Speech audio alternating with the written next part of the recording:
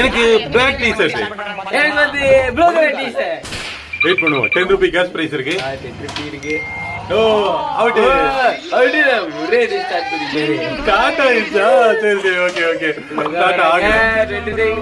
ரெண்டு தடவை. இந்த ரெண்டாவது சரி லைக் பண்ணுங்க. நீங்க லைக் பண்ணுங்க. அடடா. ரெண்டாவது ஸ்டார்ட் பண்ணிட்டாங்க. ஓகே. என்ன?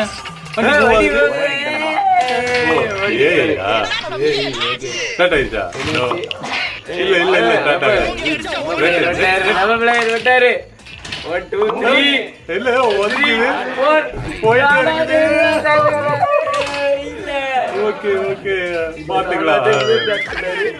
அடுத்து 7 தடவை.